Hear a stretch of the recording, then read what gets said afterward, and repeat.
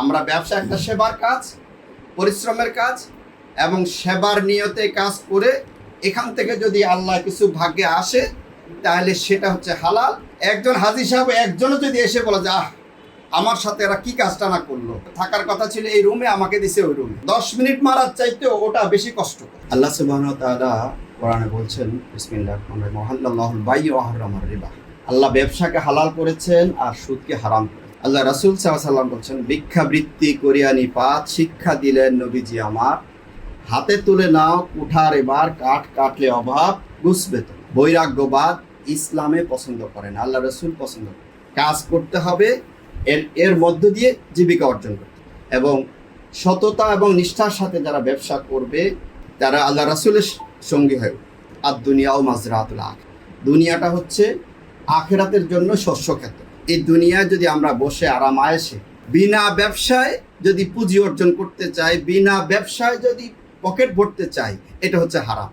আজকের সমাজে আমরা দেখতে পাই অনেক বড় বড় ব্যবসায়ী কিন্তু কোনো ব্যবসা করে না। আমি আর ওইসব বিস্তারিত বলতে চাই না, আপনারা বুঝবেন। আমরা ওইসব ব্যবসা করতে চাই না। আমরা ব্যবসা একটা সেবার কাজ, পরিশ্রমের কাজ এবং সেবার নিয়তে কাজ করে এখান থেকে যদি আল্লাহ কিছু ভাগ্যে আসে তাহলে সেটা হচ্ছে হালাল এবং সেটার মধ্যে বারাকা আছে।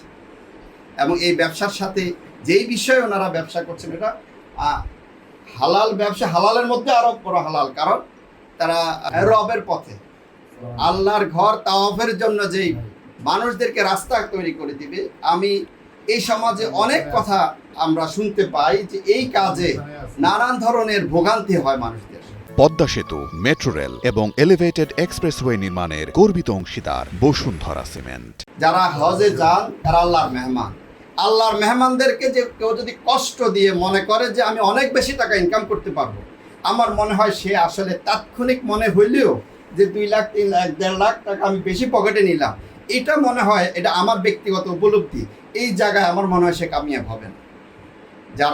আপনারা যারা এখানে এই ব্যবসা শুরু করছেন এবং আল্লাহর দরবারে তৌফিক কামনা করছি, আপনাদের জন্য দোয়া করছি, আপনারা যাতে ওই বিষয়টা অনুভূতিতে রেখে আল্লাহকে ভয় করে, ইয়া আইয়ুহাল্লাযীনা আমানুত্তাকুল্লাহ হাক্কা তুকাতিহি ওয়া লা তামুতুন্না ইল্লা ওয়া আনতুম মুসলিমুন। এই ব্যবসা করতে আসছি ওই জায়গাটা ভুলে গেলে চলবে না। আল্লাহ বলছে আল্লাহকে ভয় করো, ইত্তাকুল্লাহ হাক্কা তুকাতিহি, ভয় করার মতো, এবং মুসলমান হওয়া ব্যতীত মৃত্যুবরণ করো। আমরা ব্যবসায় এসে ব্যবসা নিজের রুমে ঢুকলে যাতে এই কথা ভুলে না যায়। প্রিয় ভাইরা, আমরা সবাই মুসলমান এবং যেই বিষয়ে আমরা ব্যবসা শুরু করছি এই বিষয়টা অত্যন্ত সেন্সিটিভ। একজন হাজী সাহেব একজনও যদি এসে বলে যে আমার সাথে এরা কি কাজটা না করলো, আমি এমুক যে আমাকে থাকার কথা ছিল এই রুমে, আমাকে দিছে ওই রুমে, আমার থাকার কথা, আমি বয়স্ক মানুষ, হাই কমোড ছাড়া আমি বাথরুম করতে পারি না, আমাকে দিছে একটা ফ্ল্যাট কমোড, তারে 10 মিনিট মারার চাইতেও ওটা বেশি কষ্ট করে। হাজী সাহেবদের ক্ষেত্রে এই জাতীয়, আমি নিজে প্র্যাকটিক্যাল একটা অভিজ্ঞতা, আমার খুব কাছের মানুষ, এটা খুব কষ্ট পাইছে। তাহলে তার কি আর কোনো অভিশাপের দরকার আছে? টাকা তো কম দেয়নি, এই লোকটাকে এই কষ্ট দেয়া কেমন হয়ে গেল? এই জাতীয় কোনো বিষয়, এটা একটা সেবা। এই সেবার মধ্য দিয়ে এখান থেকে রুজি রুটির ব্যবস্থা করা, মানুষদেরকে কষ্ট দিয়ে যদি নিজের রুজির আখের গোছানোর চেষ্টা করা হয়, এই ব্যবসা টিকবে না। ব্যবসা হালাল এবং এই হালালের মধ্যে বরকত আছে। 10%-এর মধ্যে 9%, 10 ভাগের মধ্যে 9 ভাগে হচ্ছে ব্যবসার মধ্যে আল্লাহ দিয়েছে। প্রিয় ভাইরা, আমরা প্রত্যেকেই একজন ভালো মানুষ হিসাবে যাতে দুনিয়া থেকে বিদায় নিতে পারি, নিজের কার্যক্রমের মধ্য দিয়ে ভালো মুসলমান হিসাবে যাতে নিজেকে পরিগণিত করতে পারি, আল্লাহর দরবারে এই তৌফিক কামনা করছি।